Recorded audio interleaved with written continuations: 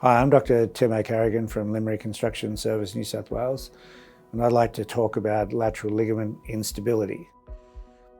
Ankle sprains are extremely common. It's one of the most common injuries, sporting injuries and injuries that occur in daily life for patients.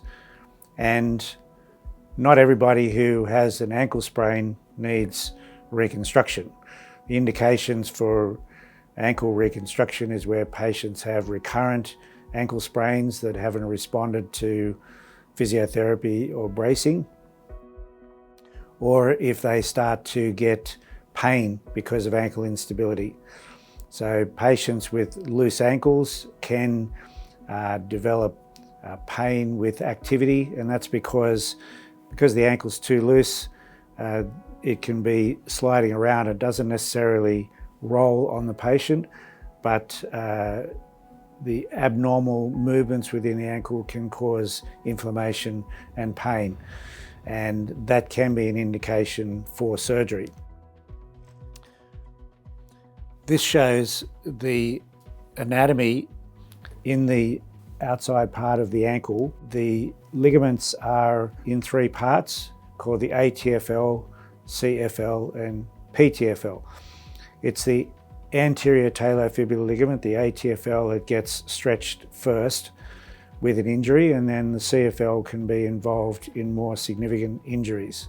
An important structure in that area is called the inferior extensor retinaculum, and that is able to be used to strengthen our reconstructions to restore stability to the ankle.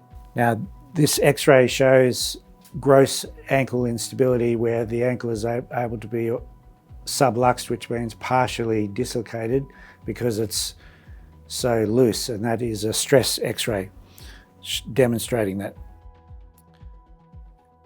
With these pictures you can see the MRI shows the ATFL injury on the right, where that ligament is indistinct and wavy.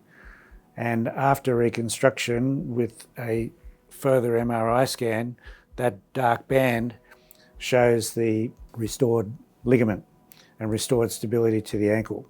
There are various techniques to do this, but my preferred technique is to do it arthroscopically. That's called an arthrobrostrum repair. That's where we put through the keyhole surgery 2 anchors into the outside bone.